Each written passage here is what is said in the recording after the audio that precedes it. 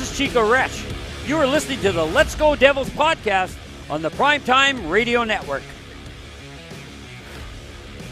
Happy Devils Thursday. This is Devils After Dark, coming to you live from the Primetime Radio studios in beautiful New Jersey, in an undisclosed location in the bunker that I'll never leave for the next 80 days. And Beverly Hills, California, Scotty, a Sirius XM, a liquid metal. He will not leave his luxurious one-bedroom apartment for the next 80 days.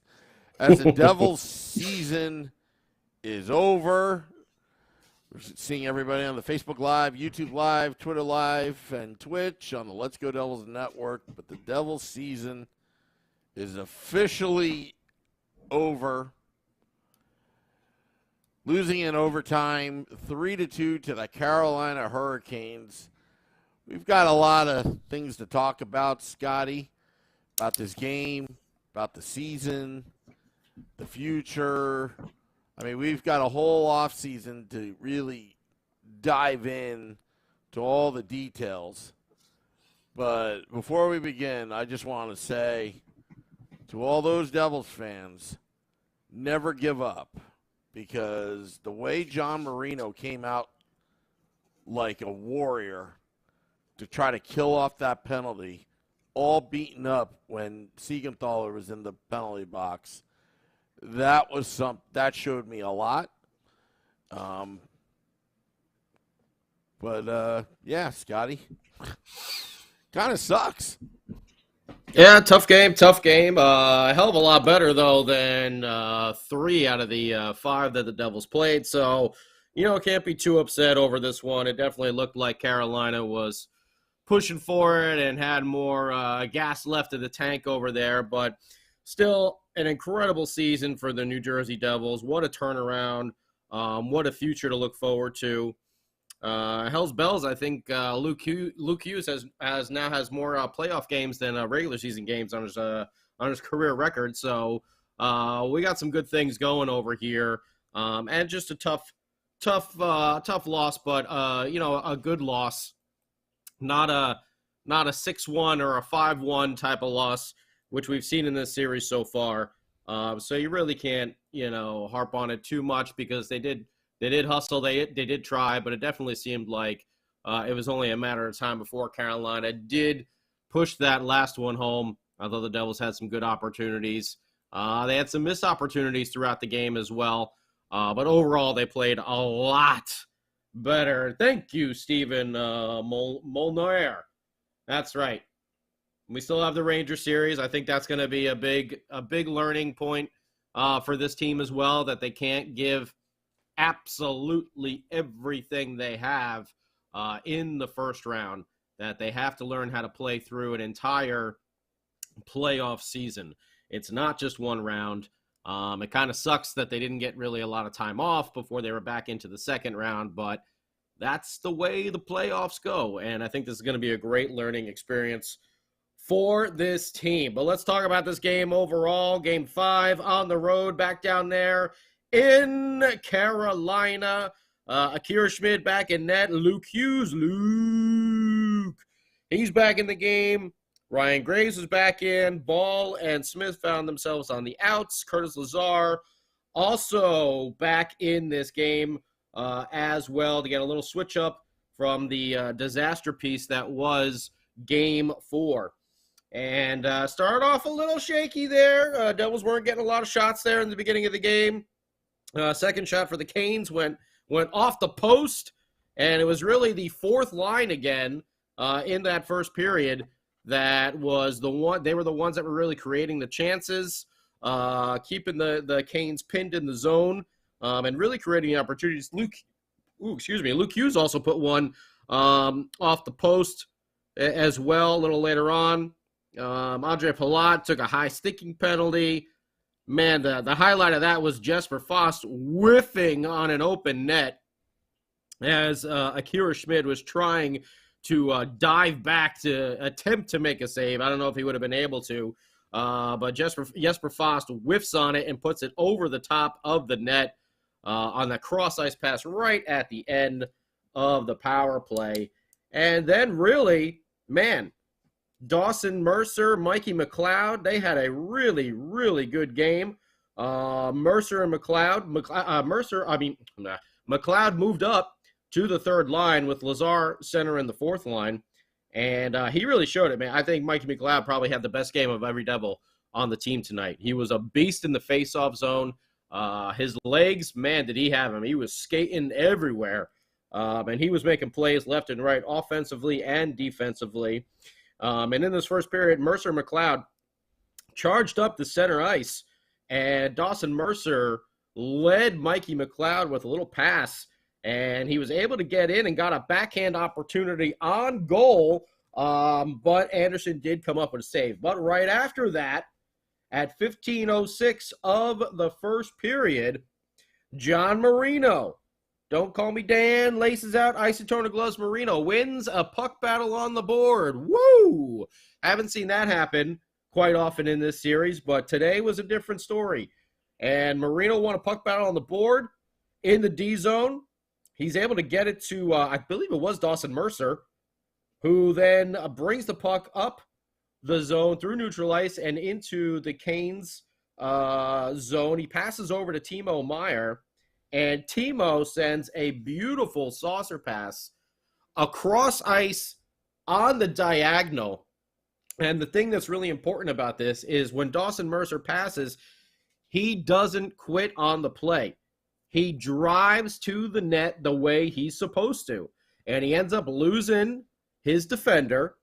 And the saucer pass goes just out of the reach of Mikey McLeod, who's going down the center of the ice. But by the time it's going on the diagonal, don't forget, from the blue line, so kind of across and moving down. And when it gets to the side of the net, who's there to meet it? Dawson Mercer for the chip in at the side. His third of the playoffs coming from Timo Meier, his second, and Mikey McLeod, his fourth assist of this. Oh, maybe it was McLeod that passed it to Timo into the zone. Excuse me about that. Maybe I messed up there a little bit. Maybe got my notes screwed up there, writing the wrong M's down, McLeod and Mercer. But either way, it was Dawson Mercer not quitting on that play and driving to the net that made it happen, because the pass was, Mikey was stretching so far, as much as he could, and he had a defender on him.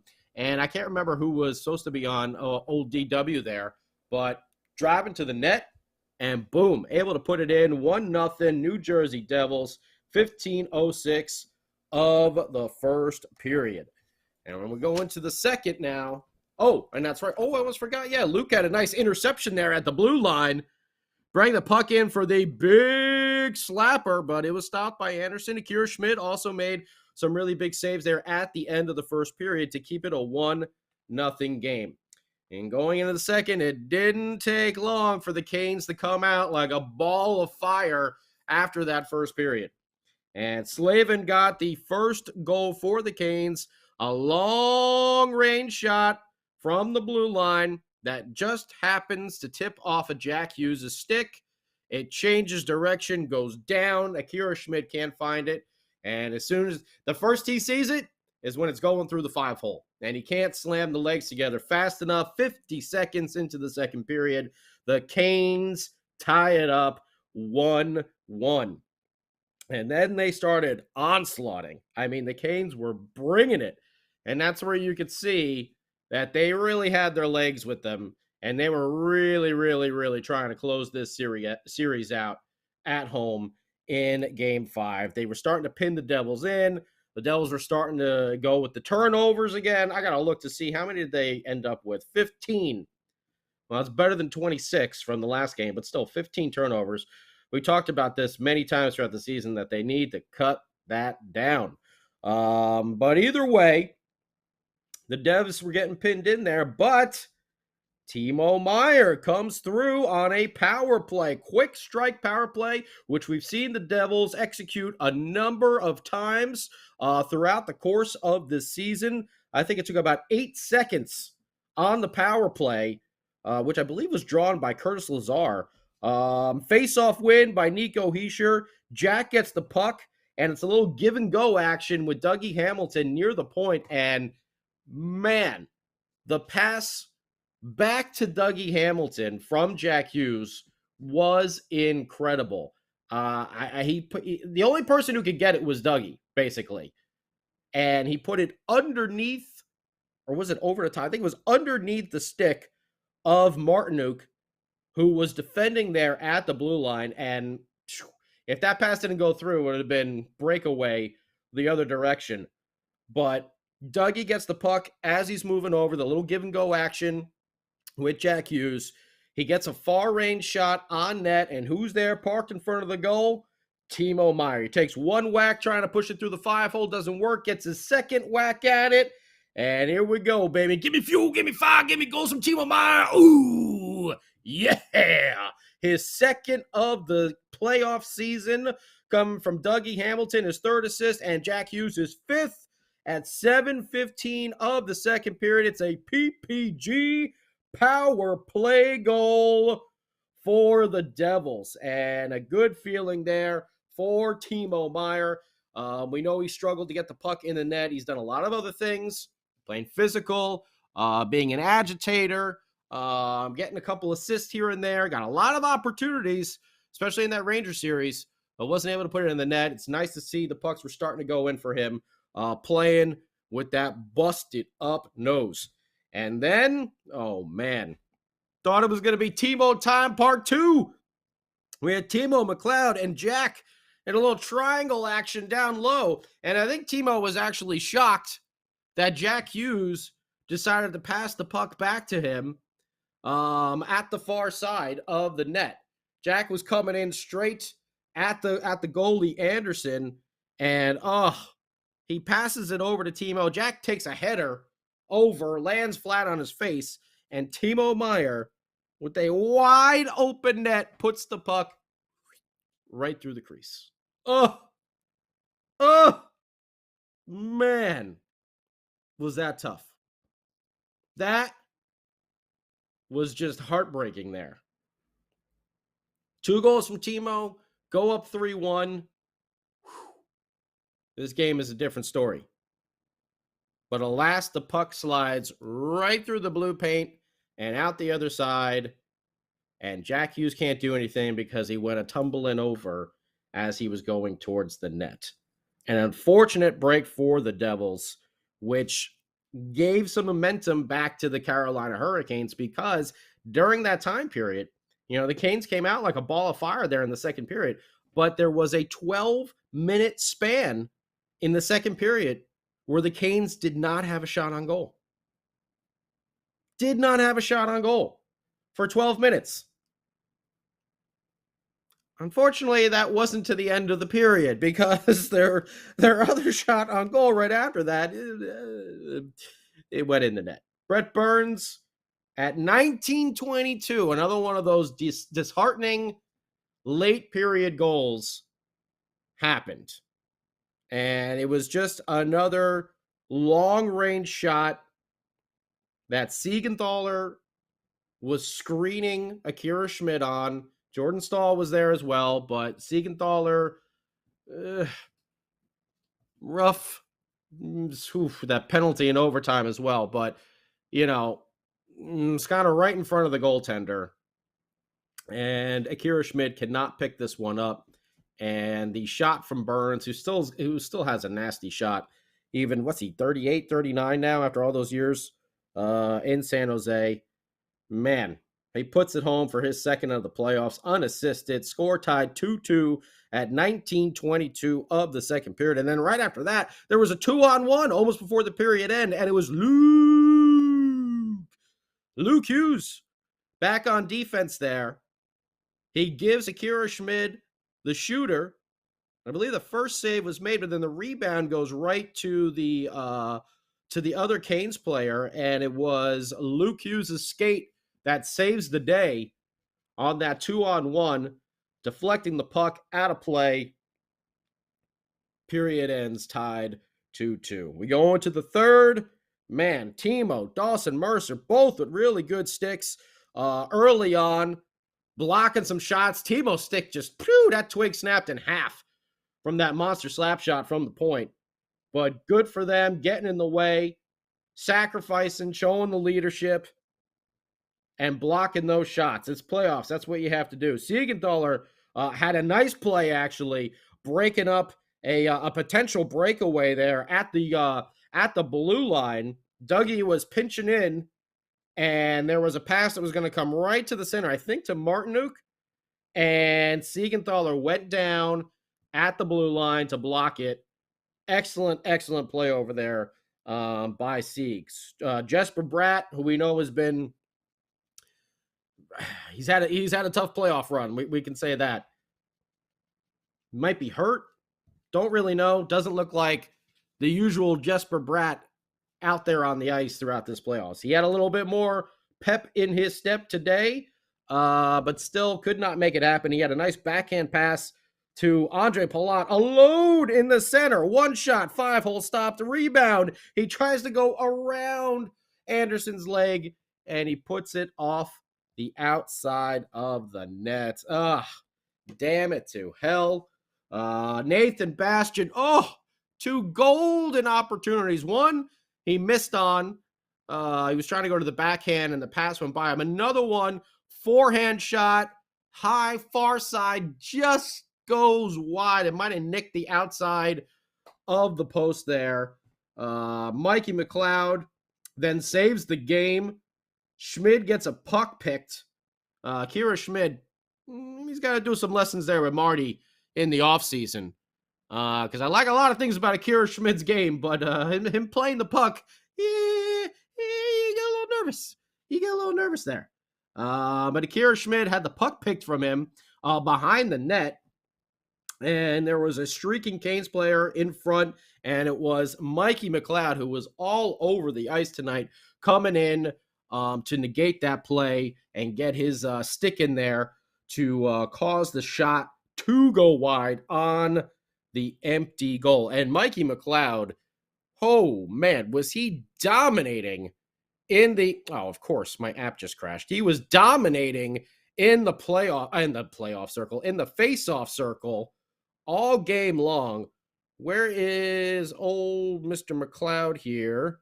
And I just want to look this up right now. He was 70% in the face-off circle tonight. Nico was at 67. Mikey McLeod had 22 minutes and 39 seconds of ice time. That should tell you how he was playing. And yeah, John Marino beasting with 30-36 to lead the team tonight in ice time. Man, John Marino, he was all over it. But the Canes were pushing hard there at the end of the third to try and wrap it up. Devils survive, I think that's fair to say, because the Canes were definitely tilting the ice. The Devils were getting the occasional chance here and there, but it was like one and done. And then the Canes were back down, to the other end of the ice. And I really feel like the majority of that third period was played in the Devils zone, which, you never want to see. But, man, it's tough. Devils have had a long season. You could see they were kind of running out of gas. You thought maybe they might be able to pull it off here and there, but if they could have cashed in on a couple of those opportunities, but they do not. And it is tied going into overtime. And the Devils got some good pressure, actually, in like the first 2 minutes. The defense, especially Luke Hughes, man, wow. He had some legs on him because he's fresh as a daisy over there. He was getting some shots through. Dougie got a couple shots through. Severson got a couple shots through there. And then it happened. The Siegenthaler delay of game penalty, putting the puck over the glass at 5:36 into the overtime period. And just before that, John Marino took a puck right to the nose. Bam! He was bleeding. If you're a wrestling fan, it's like pure Jon Moxley. The blood's going to be flowing in any sort of Jon Moxley match. See him and Kenny Omega last night in the steel cage. Woo! That blood is flowing. Well, man, John Marino was stuffing everything he possibly could up his nose to try and get the blood to stop gushing there. And, making like a horror movie, making like Evil Dead. And I was happy that the refs didn't give him too much crap and allowed him to come back on the ice there for the penalty kill. Mikey McLeod in that penalty kill, by the way, he almost put one off Patrick Sharp in between the benches. But, man, the puck got wrapped around, and I don't know if I've ever seen Mikey McLeod skate that fast in my life. He met that puck wrapped around at that blue line and was fighting so hard to get it out of the zone. He kind of did a little spin-a-rooney and smacked it, and it ended up going out of play and almost taking out Patrick Sharp. So, unfortunately, the face-off stayed in the Devil zone, and it happened. It happened. Once again, I'm not trying to call anyone out over here, but Jesper Fast, wide open on the power play at the side of the net, and you can see Ryan Graves skating away from him, much like we saw in the Ranger series. It was like a Kreider goal all over again. I mean, just watch the replay. It's like, just stay on your guy right there, man. How many times have we been burned with leaving someone wide open right at the side of the net? And I get it's a penalty kill. There's only 4 guys out there. I understand. But you can't just leave someone alone like that right at the side of the net. You're not going to be able to stop every pass coming through. And that was the difference. Power play goal for the Canes. Jesper Fast deflected in at 7:09 of the OT. 3-2. Canes finish out the series. And, let's face it, they dominated this series. 3 of the 5 games were laughers. And the one that the Devils won, they still put 4 goals up on the board. 3 of them shorthanded, mind you. The Canes they were the better team right now. And you know what? Look at it this way. Last year, the Stars just scored again. Man, the Stars have like 2 shots on goal. They somehow have 3 already. How many shots do they have? Like 8 total? 5! They got 5 shots on goal. They have 3 goals. Holy hell.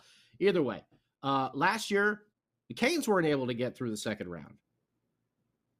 They got schooled because they didn't have the offense to put it through. They learned from it.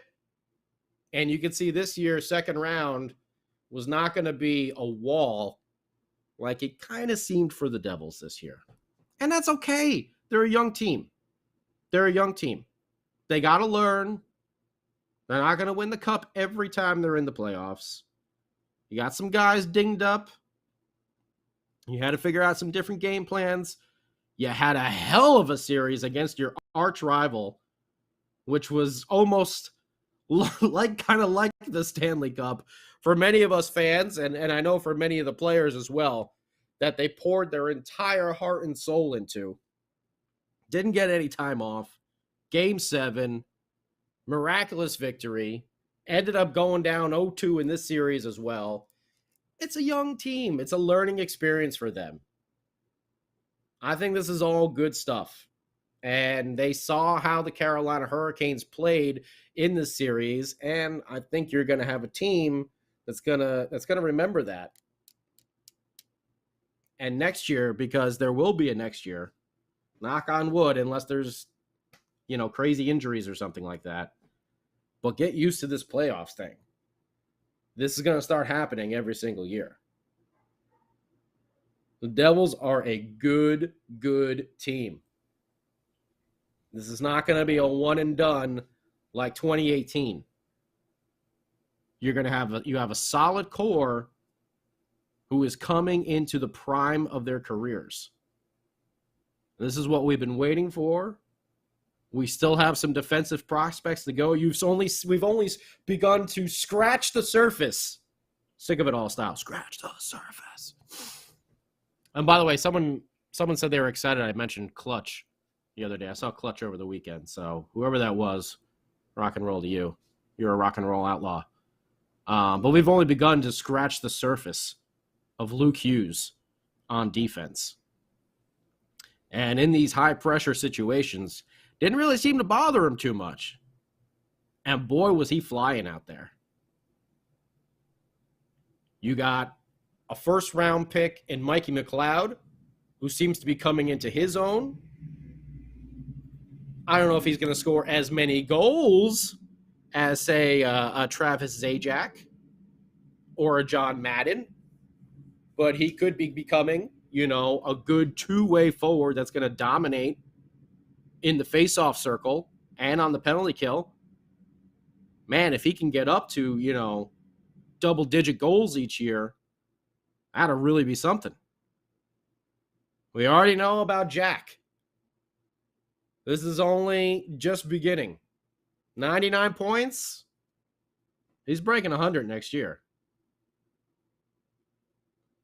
Nico Hischier, he's starting to just hit those career highs each year. He's going to follow suit. I think Timo Meier is really in love with this team.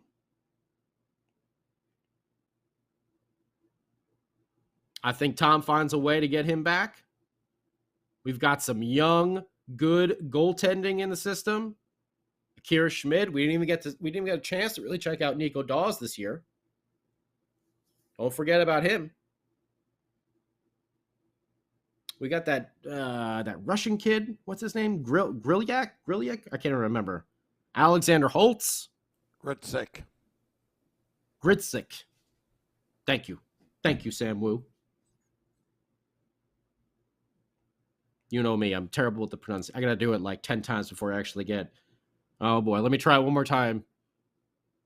Vukojevic, right? Instead of Vukojevic. That's what I always say, Michael Vukojevic. It's Vukojevic. As my brain just gets stuck there, I got the old peanut butter on the brain with the wrong pronunciations there. But we still got a ton of talent that's developing and coming through this system. We're going to see what's up with Jesper Bratt.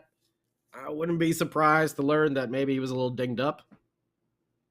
He just did not seem like himself out there this entire playoffs. Seemed like he was trying, but just nothing seemed to be working for him. These guys have to learn as well. The Timos, the Nikos, and Jesper as well. Those are guys that we relied on big time for goal scoring in the regular season, and obviously they did not come through in the playoffs in the same way. Were they good in other areas? Yes, of course. But name of the game is putting some points on the board and getting those goals in there. Case in point today, if Timo had got that second goal, 3-1 game, a little bit different.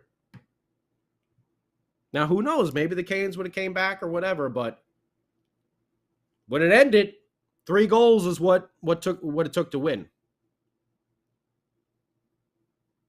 This is going to be a good learning experience for them. And don't forget, this team improved so much from last year. So much. But feeling they were just out of gas. This is the most hockey probably any of them have played in their professional careers at the NHL level. To say that your first time in the playoffs like this for a good portion of these players that you're going to go all the way to the cup, nah. Much like Carolina losing in the second round last year, you need some of those things to happen to build and develop and grow and learn. This is going to be one that they don't forget. They almost said that they don't remember. That they don't forget. And we got one piece of redemption against the Rangers. I thought maybe we were going to get a second piece of redemption against the Canes. Because now the Canes they're what? They're 4-1 in playoff series against us? I think they're 4-1. And then if we played Florida, because we had all of our issues with Florida earlier in the year, I was like, oh man, this is the path of redemption for the Devils. This playoffs. It's a fantastic story being written over here. But it was not meant to be this year. And that's okay. That's okay. Biggest point turnaround in NHL history Most wins for the franchise, most points for the franchise. Jack Hughes, most points for one player, single season, passing Patrick Elias. Vitek Vanacek, even though we know at the end of the season, kind of dried up a little bit, but only other goalie not named Brodeur to have 30 wins for this team. And then there's been some other good goalies on this team as well. From Corey Schneider, Sean Burke back in the day. I don't think Chico ever had a shot with the team that was, back in the early 80s, but whatever. Even the year Marty was out with Clemenson. No other goalie has won 30 games for this franchise, except Marty, like 14 or 15 times, and Vitek Vanacek. Is he going to be the long-term solution? I don't know. But can he be a great resource for some up-and-coming goaltenders like Akira Schmidt and Nico Dawes? Yes, sir. What's going to happen with the defense? We saw the emergence of Kevin Ball. Someone who we weren't sure about. Who, again, maybe just got a little gassed here in the playoffs. But boy, did he make strides.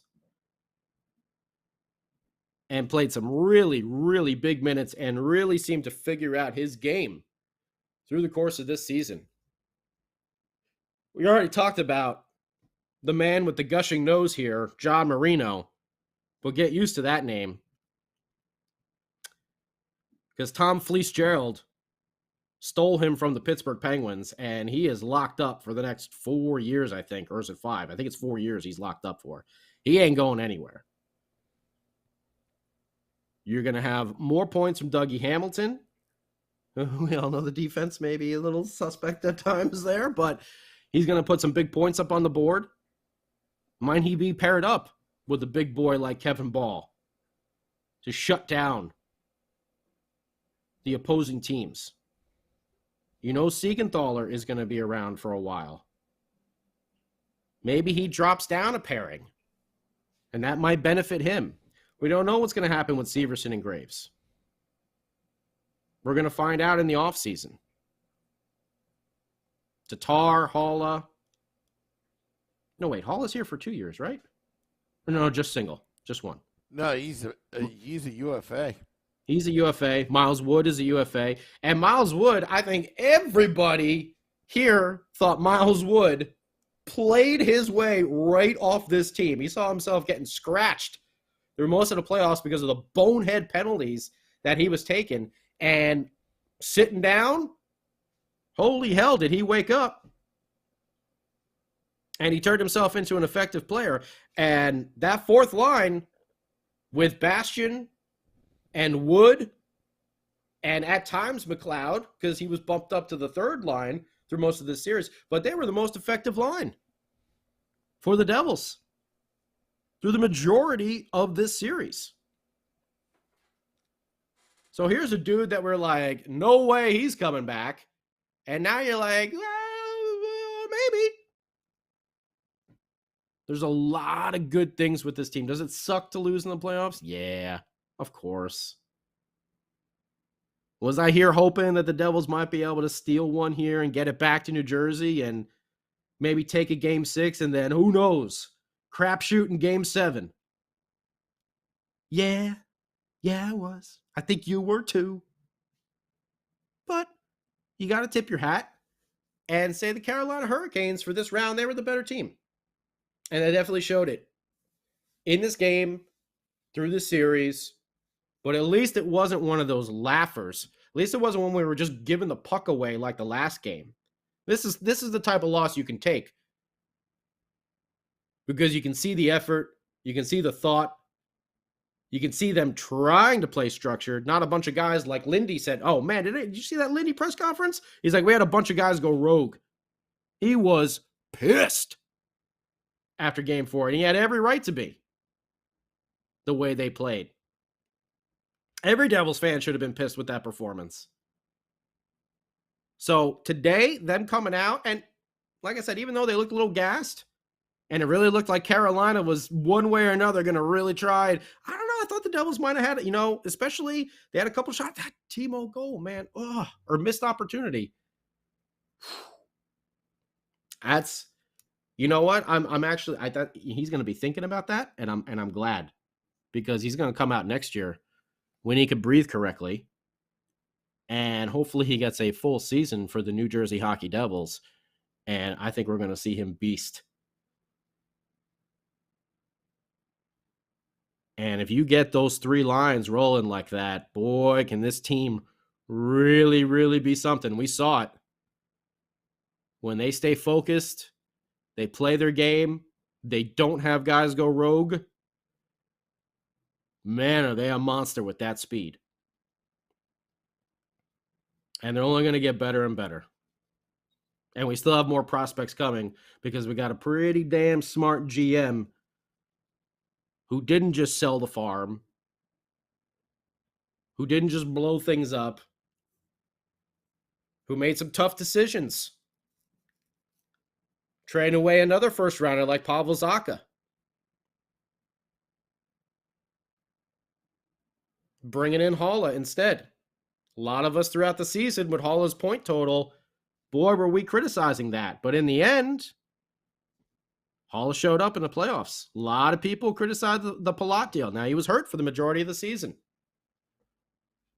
Let's see what he does if he's healthy next year, knock on wood. Like I said, this team is built to be a perennial playoff team. And sometimes you got to lose to learn how to win. And they ran into a better team, Carolina, that is definitely built for the playoffs, even without some of their top scorers. They are just a beast. Why? Because they went through that heartbreaking loss. And they got a great coach in Rod Brindamore, and I'm not knocking Lindy, because everyone had their problems with Lindy, but I think he did a hell of a job. Nominated for the Jack Adams. Biggest point turnaround. Although I think we do need to worry that someone's going to come and try and poach Brunette from us. But either way, we got a damn good coach as well. Old Grandpa really knows how to motivate this team, and he knows how to lay down the law when we've seen the team need it. Don't forget, this is a team that started out 0-2 and everyone was going crazy, and then they rattled off 13 in a row. And don't get Sam Wu started about that Toronto game where we got screwed in our playoff streak. Should have been about 16 or 17 in a row. You know what? That I'll even make an argument that game cost us home ice advantage against the Carolina Hurricanes. I mean, well, we only finished 1 point. Yeah. I mean, I'm still like, you know what that reminds me of? That reminds me of the time where, if you remember, Don Shula took this to court. If you remember, years ago, I know it's football, when I think it was the Patriots and the Dolphins were playing, and then there was a lot of snow, and the Patriots actually took a plow and plowed the snow for their field goal kicker, and this is back, I think, in the 70s or 80s. Like, we got hosed in that game. But anyway, I should probably let that go, because Select is still pissed about it too, apparently. I'm still pissed. Yeah. It sucked. It did. I mean, Sam's right though. It did cost us home ice advantage. I don't know, don't know how it would have turned out, but yeah, we finished 1 point behind the Carolina Hurricanes. If we won that game, it would have been it might have been a different series. But we did have so many good things. Don't just harp on this loss. Well, it would have changed the Rangers series. It would have changed history, because we would have never played. Oh, yeah. If we can do the flashpoint thing, go back in time, run really fast and go back in time, maybe we can do that. But, unfortunately, we're not, comic book heroes. Get the flux capacitor going. Let's get that going. Or Doc Brown around or something like that. Mrs. Wu in the DeLorean, waiting to pick up Sam to go back in time, And she's like, got Huey Lewis in the news. What's that? Playing, What are those wings in your hand? Oh, no. What is that wings and pizza doing in your hand, Yeah. Mr. Sam? But overall, this season was an incredible season. And don't forget also, remember that rough month? What was it, like mid-November to mid-December? Or was it December to January? Whenever the hell it was. Mid-December, early December. When Vinny Early Parisi December. arrived on December 9th. That's when it all started. Yeah.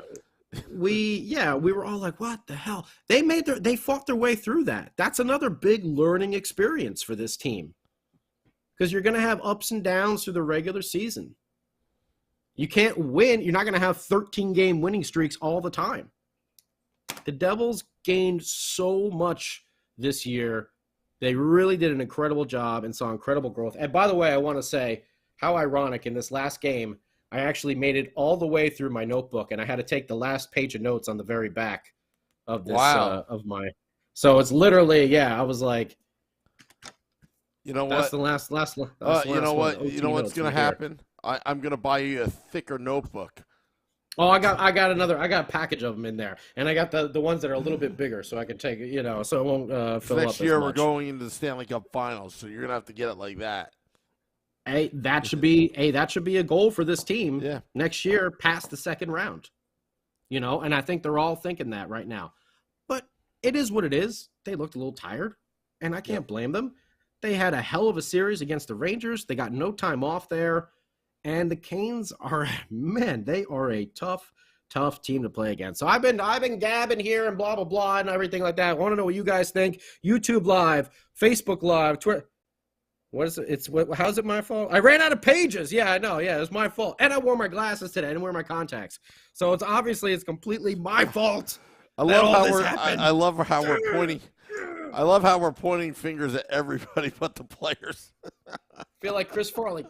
Stupid idiot. But want to know what you guys think. YouTube Live, Facebook Live, Twitter Live, Twitch. Thank you, everyone, for an incredible season so far. And this is only beginning here in the podcast as well. But let's turn it over to the greatest heel in the history of hockey Twitter, and, of course, the king of the football calls himself, Sam, by God, woo. Sam, what did you think of this game tonight? And series and season overall. Give us your reflections. I'll start off with the game. The Carolina Hurricanes were the better team. They were. But that does not mean the Devils suck either. I think the Devils, before the season began, I said the Carolina Hurricanes were going to win the Stanley Cup.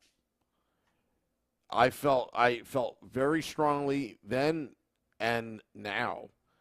For the Devils, where they've been in the last 10 years to now, to actually hang with the Stanley Cup caliber team, I forget about they lost 4-1 series second round.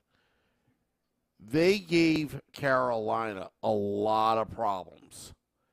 And it was their experience, their coaching that came through with them.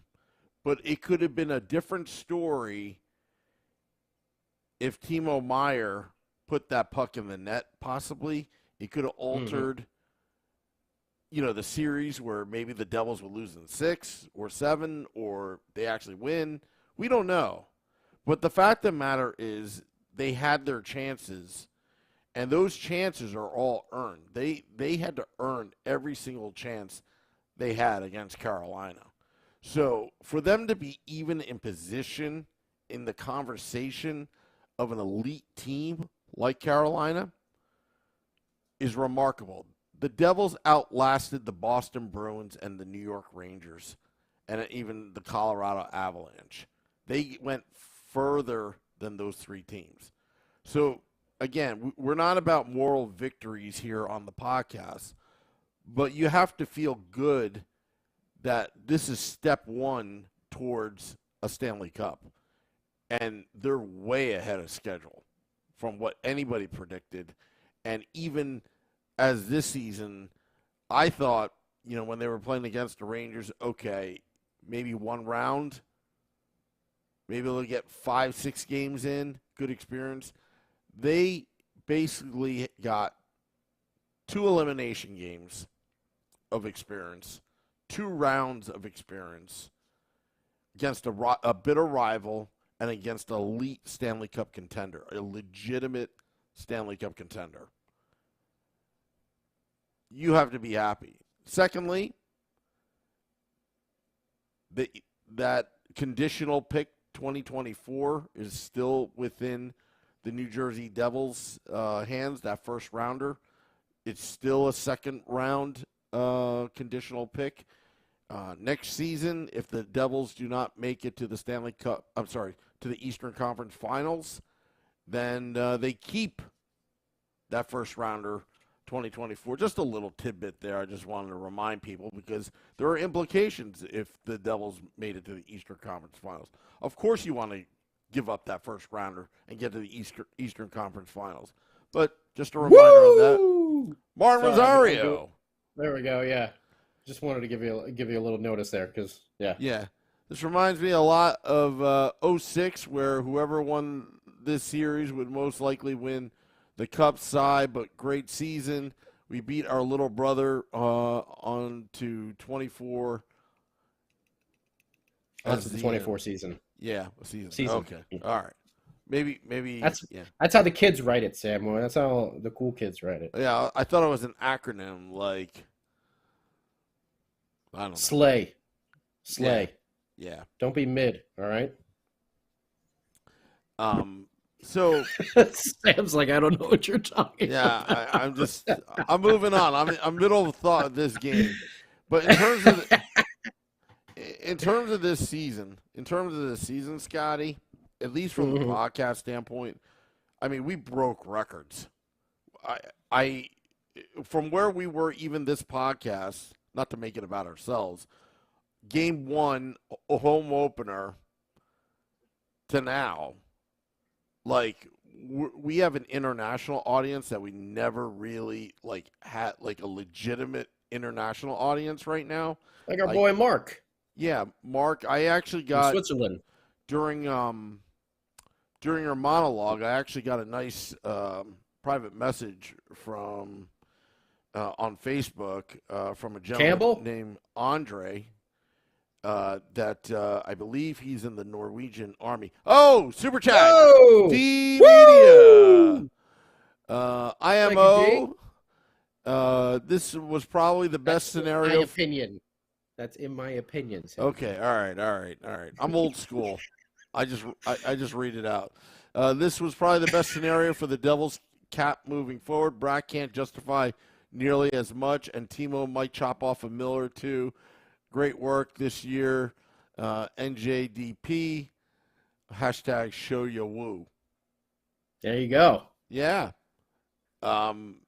Agreed. I mean, again, it's everything happens for a reason. Okay. Do I hate the Hurricanes? Yes, I still do. Do I, did I want to win the Stanley Cup? Not as much as the Rangers or the Flyers, though. Yeah, but you know what? I don't know. They're getting up there for me. They are. They're definitely a playoff rival for us, 100%. Yeah. But I have a lot of respect for Rod Brind'Amour since his playing days. I do too. I do too. He's no BS. I was hoping the Devils would get him as a coach one day, But getting back to they may in the future. You never know. Yeah. So, lots of things happen even with this podcast as well that I never could have imagined that we went from this little podcast, 3 Devils fans at a bar. Then we added Scotty, Nick Villano, Vinny along the way. All these A-list guests in the New Jersey Devils fandom that would come onto this podcast. And during the playoffs, especially against the New York Rangers, we met this guy named Frank the Tank at American Whiskey because we needed a new home. And T from Taj Lounge 973 said, we're not going to leave you guys to drive. Introduce us to Frank on a whim. We took a chance at each other, and it's a beautiful relationship brewing right now, no pun intended, at American Whiskey, where I'll get to that super chat in a sec. To the point where I never could. I'm the sound effects board over here now. Yeah. That's okay. That's how we hack it. I'll just do the sound. No, don't worry. Yeah. I'll just do it. Yeah, it's no big deal. You're Yeah. talking, so I'll do the sound effects. And since I don't have a board, Yeah. Well, that's for next year's budget, right? that's next year. Yeah, that's in the budget for next year. Yeah. Scotty has a button so he can push. Yeah. All supported by fans like you. That button that Scotty pushes for those super chats. Let me finish my thoughts. So, took away. I would have never thought in a million years. And you see Scotty, you've seen the pictures we posted on social media. I never thought in a million years that we would have a stage built in the middle of Edison Place, next to the Prudential Center, and having guests like Bryce Salvador or Chico Resch, Arlette, come up on the big stage just to talk in front of all these people surrounding us in a 360-degree, like we were surrounded by fans. A lot of people that I've never met before would talk about this podcast. And, a lot of our listenership has grown. A lot of it had to do with the team's success. But a lot of it had to do with, us just loving the New Jersey Devils. So I just want to get to that super chat. Eric Quitchoff says, just want to thank you, Sam and Scotty, for all you do. Love listening to Devils After Dark every morning after the games on my way to work. Looking forward to the next season with you guys. Same to you, Eric. I'm Thank still, you, Eric. for the off season, this is all raw right now, but I may continue the morning woo, because it seems to be pretty popular right now. Waking up with morning woo. Yeah. I'm sure we'll do some Devils After Dark episodes here and there. Obviously, without the games, it's a little bit different. Well, but we need that beer with Lindy. We need to have a beer with Lindy. Yeah. I got to figure that one out, how we're going to pull that one off, because, I would love to hear his, behind the scenes, what his thoughts were beginning of the season, mid-season, throughout. I mean, right now he's probably digesting everything after this loss tonight. I'm sure. But I'm sure maybe they all in the are. summertime, we'll figure something out. We'll figure some things out here, but yeah, there's going to be some changes made. I see a lot of people in the YouTube chat talking about what's going to do with Jesper Bratt, what's going to do with Timo Meier. I mean, we're gonna find out. I mean, because especially those three guys that we mentioned, Timo, Nico, and Jesper. I think this is going to be a long summer for them. When they look at that stat line, and like I said, I know those guys were out there hustling, but they want to put the puck in the net. And when they see 1, and 2, 4 combined goals, one of them being an empty netter, they're not going to be happy with themselves. And sometimes that's just the little extra incentive they need to come back next year more focused, more prepared, more ready, know what to expect, and perform a lot better come playoff time. Yeah. And it's not like that they were that horrible. It's just they did not put the puck in the net. And, we need them to do that. It can't just be Jack. Those are our top scorers right there. And you know what? We haven't really mentioned it as well because he's kind of got off the hook, I feel like, a little bit because of the absence goal-wise from Timo, Nico, and Jesper, but Dougie Hamilton as well. Dougie did not have himself a very productive, playoff season. Yeah. Yeah, and but I think John Marino's stock is much higher because the knock on him when he was in Pittsburgh, when he wasn't a playoff performer, he completely has changed the narrative on that. He is a hockey player. By the way, I got a text from Paul Marino. John's okay. He'll be fine. Good. With that. Good. So it's not as bad as it looked. But, he's a hockey player. Yeah. Stuff some gauze in there and get back out there for your next shift. Yeah.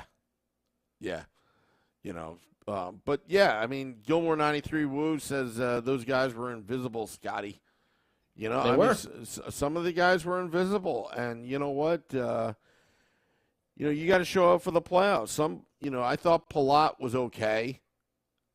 He wasn't anything special, but he did play a nice role during the playoffs. But when he willed his way to get that puck to Mikey McLeod, you see how that made Mikey McLeod a much better. That gave that kid so much confidence after he scored that goal, the game-winning goal in Game 7 against the Rangers. Mikey McLeod went on to become a beast in this series. He was unstoppable at times. Mikey McLeod was on fire tonight. Yeah. He really, really showed a lot. I mean, I don't know about what you think, but to me, that's that type of playoff performance that you're looking for, in your team to take it to that next level when the playoffs do show up. And I feel like Mikey McLeod through this playoff season, he may have bought himself, some time with this team. I think what we saw out of Mikey McLeod, because he is a first-round pick. Yep. I think for the first time, and we harp on Beer Baron about it, but honestly, for the first time, I feel like Mikey McLeod is a special player. Yeah. I think Agreed. It took him some time, some growing pains. We felt it with Mikey McLeod, but there's a difference between Mikey McLeod and Pavel Zacha.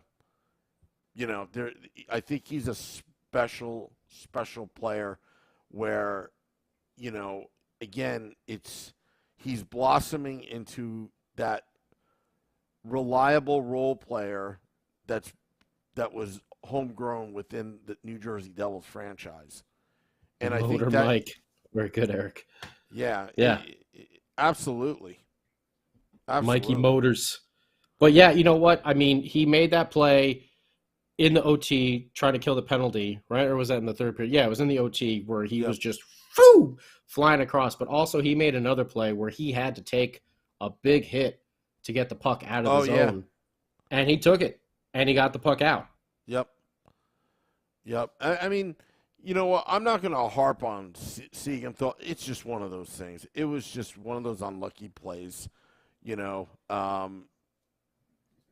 question why Tatar would go, went backwards. Yeah, I thought they should have chipped it in and tried to get a change at that point. Yeah. Why the puck zone. possession there? Also Luke Hughes. Holy crap, did we see flashes of brilliance? Woo. And Chico told us on Game Day Live, there's a nice kid called Simon Nemitz that's waiting in the wings as well, and Nick Villano. Oh, yeah. Nick Villano, you got to give him credit, pucksandpitchforks.com, Nick Villano. Before last season's draft, he was already, dreaming of Nemitz and Hughes as a pairing, a dream pairing, before Nemitz was even drafted. And that's going to be absolutely insane.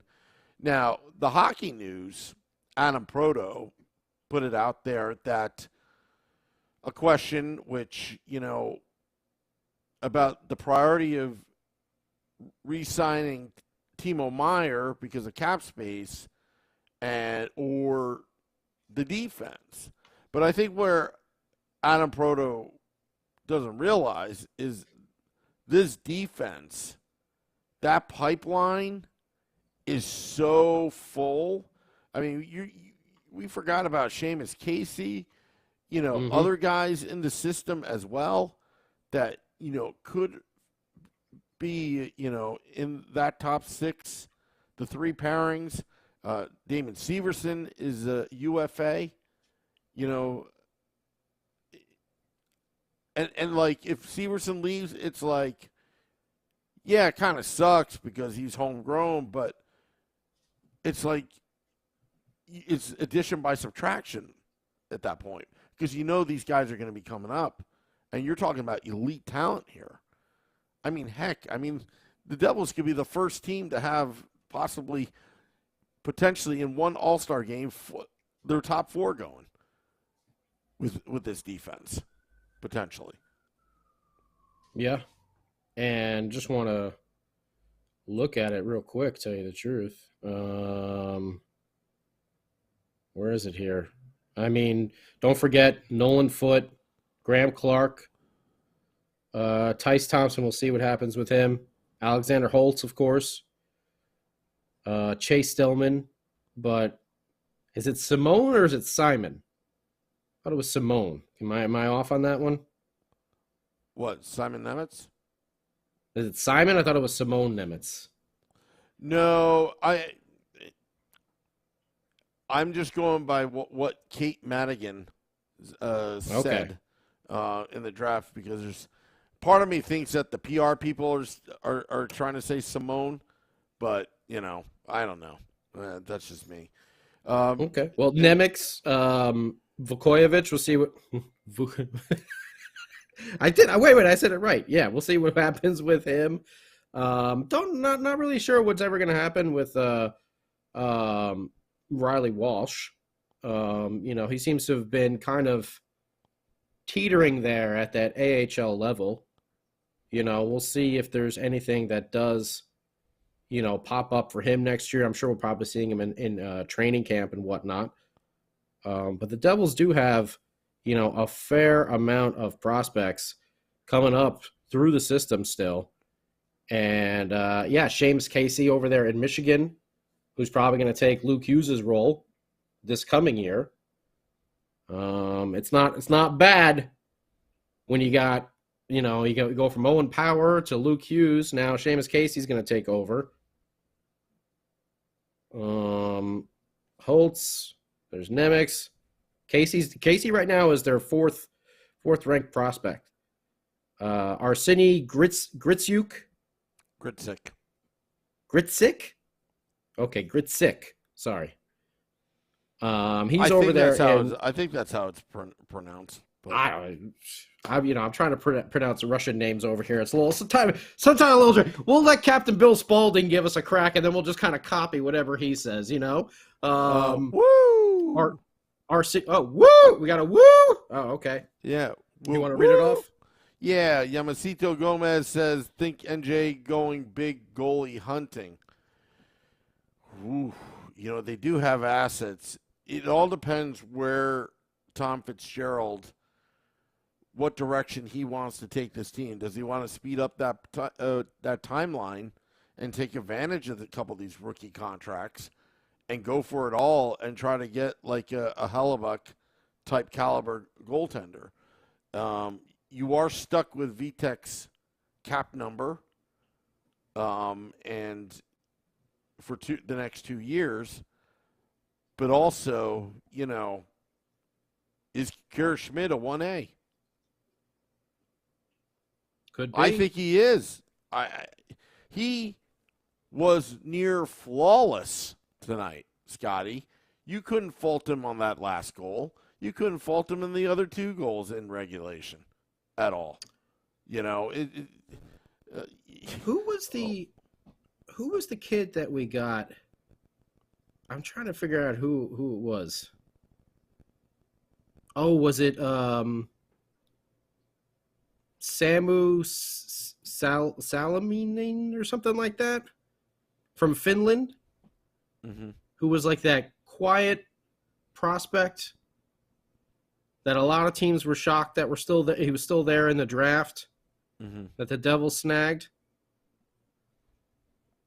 Josh Filmon. There's a lot of people in this system. Oh, or was it Hattaka? Was that it? Santira Hattaka?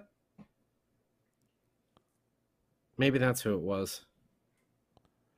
Yeah. And don't they have another goaltender over in, was it Tyler Brennan, right? Yes. That they drafted? Fourth rounder. He fell all the way down. Yeah. Seeing him in the rookie camp, I thought he looked I thought he looked pretty solid. Yeah.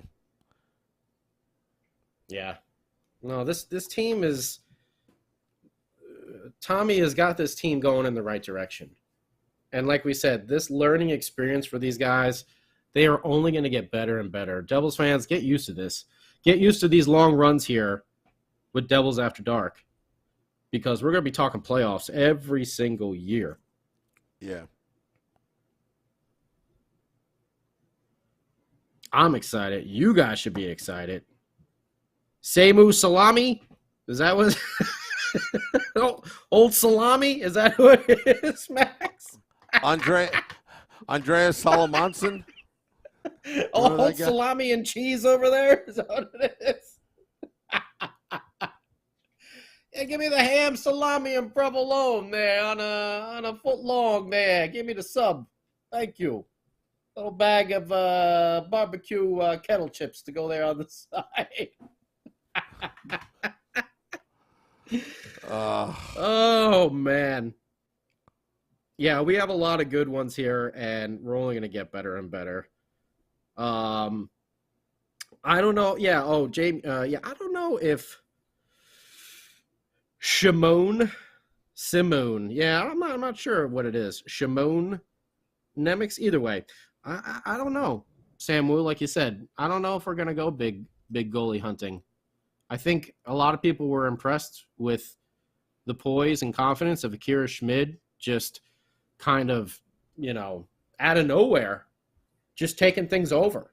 I don't think Fitzy or Lindy ever thought, that we would venture far away from Blackwood or Vanacek this year. And he just emerged and has taken it over. Yeah. And this game should tell you right here who they have the most confidence in, putting them out there. I thought and Nico Dawes is right around the corner too. I thought Schmid should have started game 4. I'm in agreement with you. I'm in agreement with you, but you can't make every call. I mean, even Lindy said that. He's like, if you want to, you can put that on him if you want, but I don't think it would have changed the outcome of the series. I mean, but with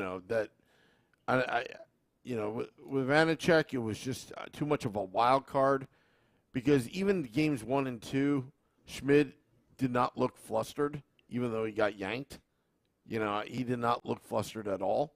So, again, I like Schmid's demeanor, because even though, these comeback kids were really the cardiac kids tonight because of all these, everything on the line, Schmid seemed like the one that was steady back there. And, just Vanacek is Swiss cheese. Well, it's Salamalosin there. Is that who it is on the other side of 287 South? Very nice, Gilmore. Very nice. Yeah. Oh, speak on NB. You mean Martin Brodeur? Oh, I think he's going to do great things. Supernova. I think MB is going to do great things in the front office. That's the MB you're speaking about, right? That's what you're talking about over there. Stone Cold Akira Schmid. That's right. That's right. Schmid 316 says, I just shut the Rangers out in Game 7. So we're always going to have that about this season. MB 29. Are you talking about Marty Brodeur's rookie season? You mean that picture right behind Sam Wu? Yeah. The Marty mustache picture over there? Is that who you're talking about? Yeah. Oh, damn. He's already got the 30 on, doesn't he? I can see the 0. No. That was 90. Like 1990. Oh, that was 90 with the draft. Okay. Yeah, actually, I got a Marty Brodeur 29 jersey right back there if I flip it over. That must be who you're talking about. Yeah, it must be who he's talking about. Yeah. I think he's going to do great in the front office. Yeah. As long as they don't blame any jersey designs on him anymore. Yeah. Blame? That was probably just tell him Marty designed it. They'll all love it. Yeah. Oh, D, another one. Woo! Does Lindy stay or does Burnett take over? I think that's going to be one of the biggest storylines for this team, because there's been a lot of coaches getting the old axe job. does someone come in and try and poach Andrew Burnett away? You know, the team across the river as well is looking for a coach. They're looking for a coach, too. We've heard rumors about Quinville and stuff like that, but, you know, there's a lot of teams out there that are going to be looking for and may I add that some of his buddies from Florida that he did well with are now up in Calgary, who is also looking for a coach after giving the, what's his name, the axe? Daryl. I'm like, it's not Brent. That was our coach. Daryl Sutter. Daryl Sutter. Out the door. There's a couple of those former Cats up there in Calgary. Daryl Sutter reminds me of Sam Eagle. Sam Eagle? From the Muppets.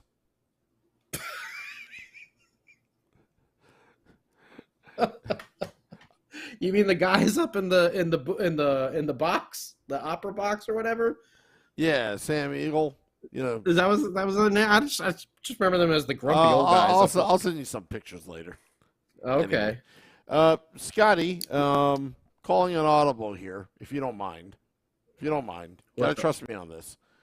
Molnar Roofing, who sponsored our giving away pizzas at Game 4, he bought 8 pizzas to give away fans so we could get some likes and subscribe. I got him on the hotline right now. He just wanted to have a couple quick words, if you don't mind. Okay. All right. Steve, you're on with Scotty and Sam. Make it quick. Okay, guys. I just want to say, first of all, thank you so much for an amazing season, getting through this with all of you. All the different hosts have been amazing. Shorts Guy doing 3 podcasts in one day was like really an amazing thing. I've enjoyed it so much.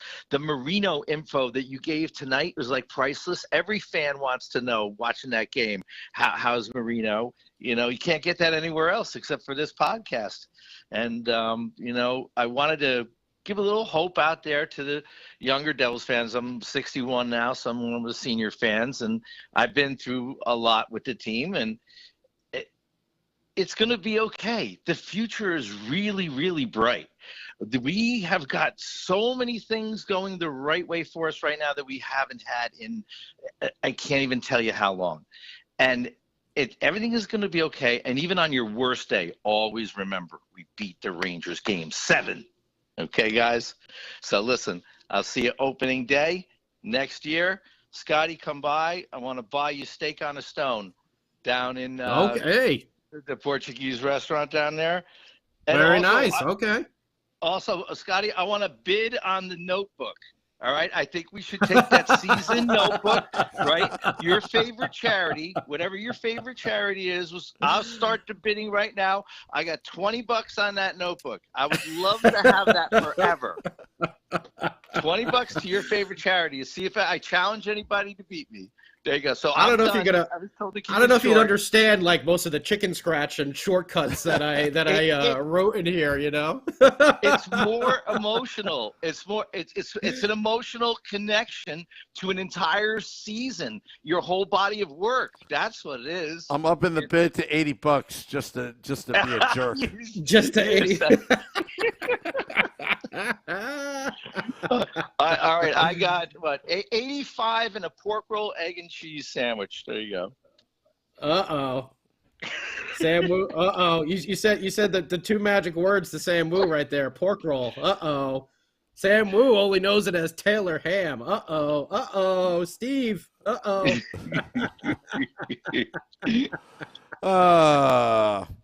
Well, thank you guys. And, you know, I really appreciate your time. I can't wait to see you all next season. Making friends at the American Whiskey Restaurant this season has been great. I encourage people to come out next year. It's been a wonderful ride, and we're going to do it again, guys. I'll see you. Thank you, Steve. Take care. Bye-bye. Much appreciated. That's great. Durango Steve from Molnar Roofing. If you ever need if you have a roof leak in the Brunswick area, call Molnar Roofing. Oh, that was Durango Steve? That was Durango Steve, yeah. Oh, I didn't know. When you said Steve, I didn't know it was Durango Steve. Oh, okay. I was like, have I ever met this person before? Yeah, and I met Durango Steve. I hung out with him at our big $500,000 celebration. Yeah, our $500,000. He was Mudslide Steve because he was Mudslide. They ran out of milk. They ran out of milk. He was like the dude for the Big Lebowski. Yeah. He was just doing those White Russians, the Caucasians, over and over and over again. Oh, I didn't recognize the voice. I didn't put it together there. Oh, okay. Yeah, it's just it's just. I'm telling you, the Devils losing is kind of like a heartbreaker. But what's more heartbreaking, Scotty, is the amount of fun we actually had at American Whiskey. This is not like some shameless plug here. Like, it was a fun time at American Whiskey. Like, opening night was like, how do we top opening night? Because it was absolutely crazy. And then, like, as the season went on, it was just like it got bigger and bigger and bigger and bigger. And then the podcast got bigger and bigger and bigger and bigger. And there were a lot of people we've met and some of the guests that came on. It was just unbelievable. Like, wow, we got this guest even during the season. And next season, there are a few guests that are clamoring to get on the big stage next season. And, we got a lot of things in the works. There were a lot of things that we were going to be planning for Game 6 if this Saturday. And we're just like, oh, no, we're not disappointed. We're going to push it off to opening night, some of the stuff that we were going to do. So, again, it's Ramona's asking, are you going to do the Woo Report? We're going to do our best. I mean, I can't promise anything, how my mind works, but I never thought that I'd be doing a morning podcast, rolling out of bed, totally unscripted, and whatever's on my mind, and seeing like 30 people chiming in at like 8 a.m. Eastern before everybody heads off to work. It's pretty funny. But we got, we'll make some things. We'll get some definite shows. Maybe we'll do some after dark for the Cup Finals and stuff like that. Yeah. Some fun stuff. We'll have to do some end of the year awards for the team. Maybe we'll put some categories out there. Let you guys vote on them as well. Besides just me and Sam and Beer Baron and Nick and Vinny and Shorts Guy, maybe we'll put up some polls there on the old socials, and you guys can vote for team MVP and unsung hero. Right now it might be Mikey McLeod, but there's a bunch of different guys that could be nominated for some stuff. Most unexpected contributions, from the team, maybe Akira Schmid would be on there, so maybe we could put up some awards and maybe do a quick poll or whatever, and we can have some results coming by, maybe we'll put up for like a week or so and then do like a nice end of the year stuff. And we'll pop on here and there. We'll have a draft, we'll have some training camps, we're going to have some signings along the way and everything like that once free agency hits and all that sort of stuff. So there'll be times where we'll be back on 100%. Don't worry. But yeah, I agree with Sam Wu. I mean, everything has taken off, more than we ever imagined or dreamed. And, this whole thing was, hey, it's the pandemic and we're not going anywhere. And hockey's coming back for 50 games, You want to do a post-game show? Let's do a post-game show. How about that, Sam Wu? Just like, what are you going to call it? I don't know. Devils After Dark. Okay, cool. Let's do it. Yeah. After every post-game, great. Well, fantastic. No. You see, this is how it all actually. Let's dive in just real quick on that. So it all started with Grant Marshall, and the start of that COVID season, right? That game one. And then, after that, we're like, hey, that was pretty cool. Hey, why don't we just all come back since we were all set up? And then one thing led to another, and then there was a West Coast game. And that's when you came up with the term, yeah, let's just do it, Devils After Dark or something like that nature. And I was like, okay. And then it just stuck. It just stuck. Yeah. And, in the Game Day Live and all that, I mean, that was, before Vinny got involved. And then, after, the pandemic subsided, it was just, we were doing it at Taj Lounge, 973. That was like kind of like for training. Like, holy hell, 82 games is a lot more than 50. Whoa. Yeah. Now there's playoffs too. Yeah. Man, it's like, whoa, 100 games over here a year. Woo. I remember the day, Scotty, when we were doing Devils After Dark, and I had to try to recruit 3 of my friends to pretend like there were people actually watching at Taj, if you remember that. There were some lean times with this podcast where we had nobody watching on YouTube. Nobody watching on YouTube. I met Cornhole. I met Cornhole, by the way. YouTube was a nice little live chat thing because I had problems with the Facebook page. I could never get the chat to stay up to date and everything like that. I'm like, this YouTube one works a lot better, and everything just kind of grew organically. And I met the infamous Cornhole, and I actually congratulated him for being the only one actually banned from the YouTube live chat. And then he was giving me, and then he gives me advice of who I should really ban in the YouTube live chat yesterday.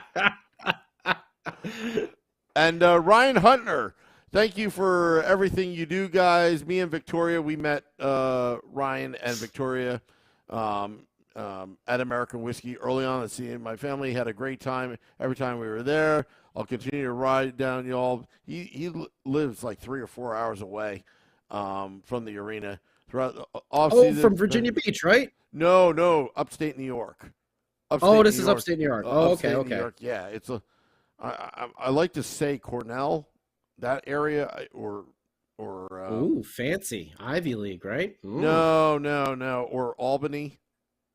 That area. Go River Rats. Yeah.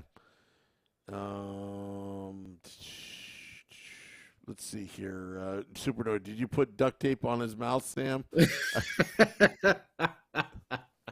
I met Cornhole and his dad. They were pretty cool. We gave him a 10-minute misconduct one time. That's all. Yeah.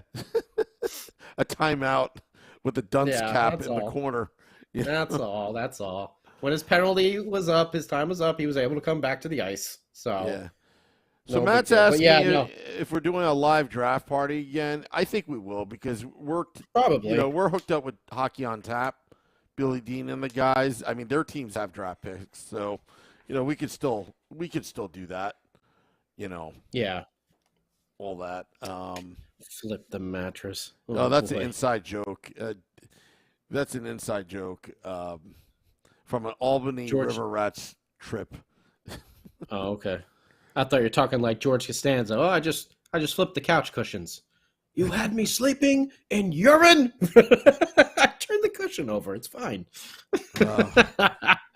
No, but yeah, everything has been organic here. We've never paid for likes or follows or subscribes or anything like that. We've never done any of that sort of crap. We always said, hey, if no one's going to follow us, then whatever. We're just going to do it because we enjoy it and we have a good time and we love the team. And, me and Beer Baron, this is what we used to do a lot of time in between band practice, in between songs and stuff like that.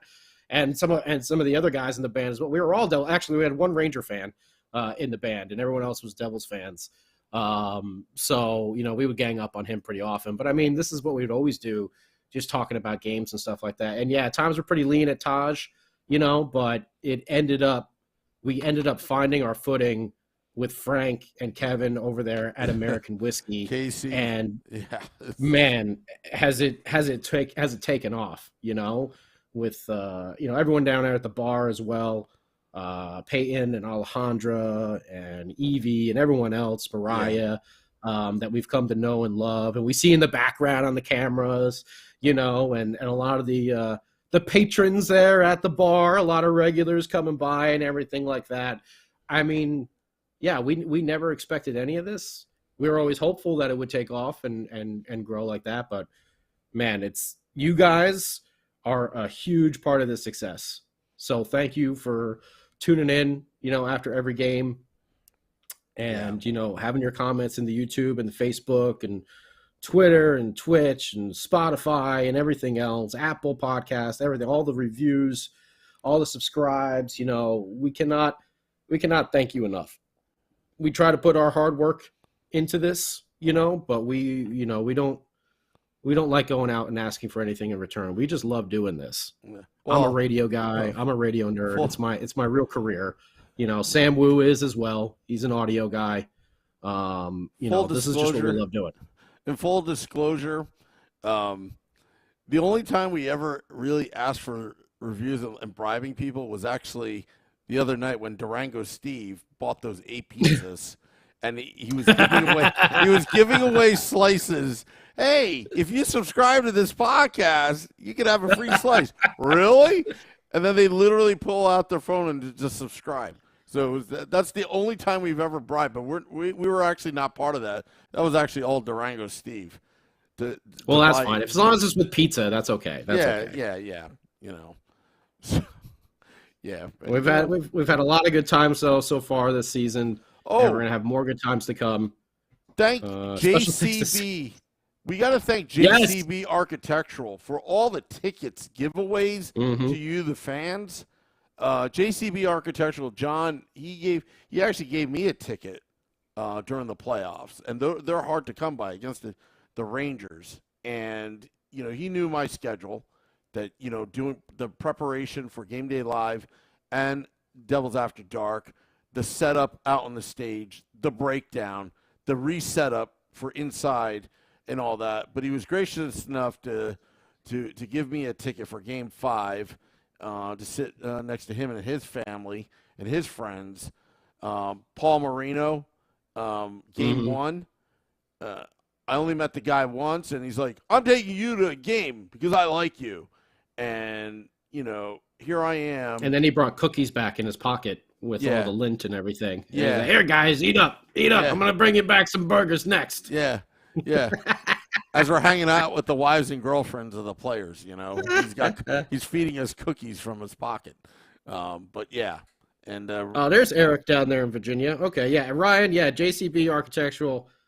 Remember, they are the non-Vandalay Industries of architects. Okay? Oh, yeah. They actually apply for permits and make sure that it's fully inspected before, you move into your house.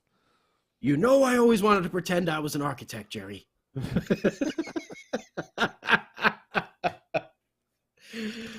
Vandalay Industries. Hey, Stoffel, look at that. Canes fan over there. Well, you must have met us on the right day. No, just kidding. No, we're just hockey fans over here, and we respect your coach as well. We're a big fan of Rod Brindamore and like the way that he plays the game and coaches that team. And we're hopeful that we see you again next year, bud. Yeah. That's right. Yeah. Yeah, and you know what? These are two great powerhouses within the Metropolitan Division this season. Both the Devils and the Hurricanes, they were just neck and neck. Oh, yeah, definitely. The only advantage really the Hurricanes really had was,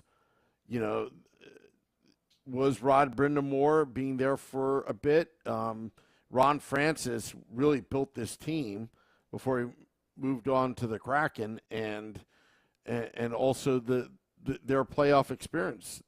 They got burned by the Rangers last season, and they weren't too happy about it. So sometimes you need a good, hard failure to really, have success. And this was a good, hard failure for the New Jersey Devils because they were actually hanging with this team, but you got to finish. You got to play a full 60 minutes. You can't panic. And they're going to take it's a learning lesson. Yeah, and there's nothing to be ashamed of because every team goes through this. Every team goes through this. Like we just said, Canes did it last year, and they came in this, and you could just see that they just had that extra gear that they were able to kick into in this series, particularly this game. Some of the other ones we talked about, the Devils not playing as well, but in this game where the Devils actually did play well and stuck to the system and did the things that they were supposed to do, you could still see that the Canes just had that extra year they were able to turn up to. And I am more than hopeful and more than confident that the Devils are going to learn that extra gear as well come next year. Yeah. After this, they're going to be able to look at this like the Canes looked at it last year and say, I don't want that to happen to us again. Jack Hughes doesn't like to lose. By the way, and Luke doesn't either. Mike Morial reported that Jack Hughes was playing with an upper body injury, and they weren't even sure he was even going to play tonight. Who, Jack? Yeah, from the last game, because he went to the locker room, Yep. for a minute there in the last game. He had that. It was kind of a weird hit along the boards. It didn't look like anything too crazy, but something there definitely kind of screwed Jack up a little bit. And also on the Timo miss, where Timo shot it right through the crease, Jack went like flying over, and I'm sure that wasn't really good. And who was it? I think it was Anthony Carter on the intermission. He's like, those always hurt a little bit more when you don't score. When you do score, you're just like, yeah. But then when you miss the goal and you face plant, flipping over everybody, he's like, that's when it stings just a little bit more. So don't worry about Jack. He'll be okay. He's got a whole off season now to rest, recuperate, to think about it, and start focusing on a 100-plus point season next year and taking this team even farther into the playoffs, along with his big baby bro back there on the blue line. This offseason is going to be very interesting what Tom Fitzgerald does. They are in very good cap situation because they have some contracts coming off. So they have that balance there. And again, they're going to evaluate. I trust what Tom Fitzgerald's going to do. He's got Kate Madigan there, manning all the analytics and all the resources for Tom to make good decisions. And Tom, we trust. I mean, Fitzy really, he outdid himself this year. Because don't forget, we got 2 years. Oh no, wait. Next year, right? Next year will be the last year. Yep, 23-24 will be Dawson Mercer's end of his rookie contract. Then he'll be an RFA. He's not a UFA, but still, he's going to get a significant raise over there. But one more time, just so everyone knows, Thomas Tatar, 32 years old, UFA. Miles Wood, 27, UFA. And by the way, I should say this: Tatar, $4.5 million. Miles Wood, $3.2 million. Timo Meyer, we know, is an RFA. He's at $3 million right now. Jesper Bratt, RFA. He's at 5.4 right now. Eric Halla, UFA. He's at 2.3. Sharon Govich, who was absent most of the playoffs over here. He's an RFA. He's making $2 million. And Mikey McLeod, who's only at $975. He's an RFA. You can see that he'll probably get a raise. Jesper Boquist, also an RFA. He's at $874. And Nathan Bastian is at $825. So we got a number of players here, that there's going to be some movement with. And for defense, it is Graves and Severson. If you let go Graves and Severson, you're going to save a significant amount of money if you replace him with Hughes and Nemitz. Ball's an RFA. Okay. And Blackwood, we know as well, will be an RFA. So there's going to be a lot of movement. So we'll definitely have some Devils After Dark off-season editions as well here, because there's a lot of things that are going to be going on with this team, and we're going to see what sort of magic old Tom Fleece Gerald comes up with in this offseason. But yeah. What do you say, Sam Wu? Should we wrap it up? Thoughts on Alex Holtz? I'm not ready to give up on him yet. The kid has got too good of a shot. He's got to learn how to skate a lot better, obviously. but his shot is deadly. If he can get some more workouts in the offseason, we know he spent a lot of time with Jesper Bratt last offseason. Maybe he can get with Nico this offseason, do some workouts, really get to the grind, maybe with Jack. Remember when Jack came into the league? Look at Jack now. Want to work on your speed? Try to keep up with that guy. So I'm not ready to give up on him just yet. Unless it's going to land us someone incredibly game-changing, you know.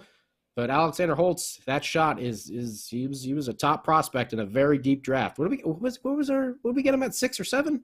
7. 7, right? 7 Somewhere or like 8. that. Yeah. Yeah, something like that. I can't remember where we drafted that year, but that was a very, very deep draft. And he was one of the more touted prospects in there as well. And we were kind of lucky to grab him when we did. So I'm not ready to just give up on him yet. I want to see what he can do with that shot, see what he can do in the offseason working out. And yeah, we shall see. And don't worry, Ramona, there'll be more morning woos. Don't worry. There's going to be a morning woo tomorrow morning. I don't know what you're crying about, Ramona.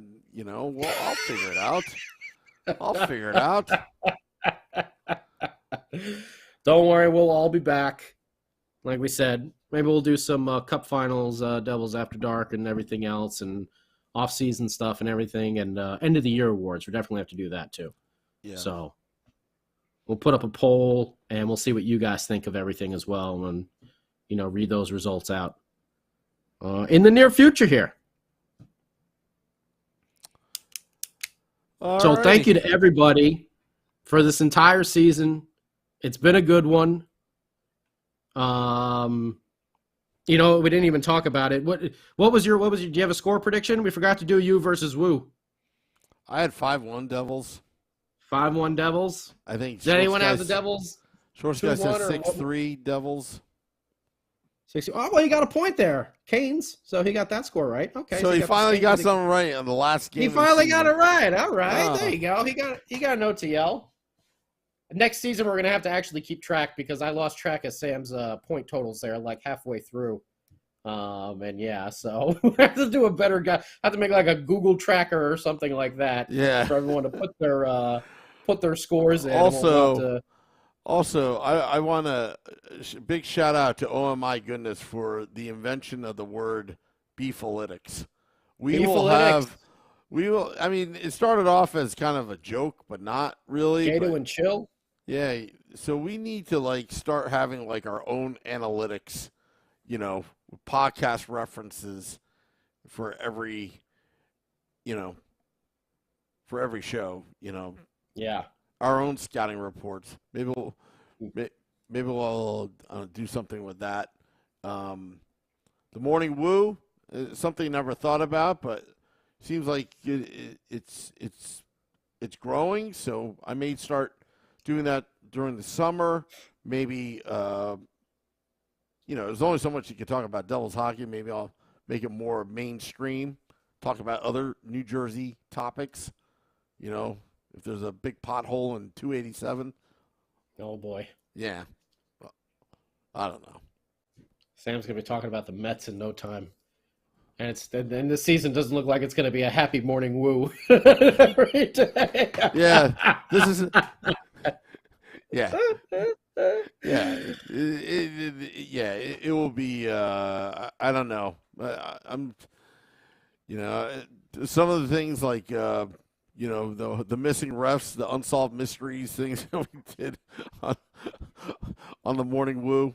But we'll have fun with it. That's the main thing. We're gonna have fun with it. So I'm gonna hit the music, Scotty. All right. In a second. Thank you again, everybody, for all the comments, the likes, the follows, the subscribes. Very happy to meet a lot of you. That one time I was back in Jersey, and for seeing a lot of you in the background on the cameras and everything like that.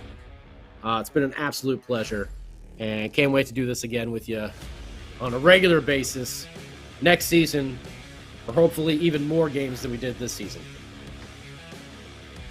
Yeah, and well, we love you guys. Stay connected with us during this off season. Next season is going to be a great season. Till next time, let's go Devils.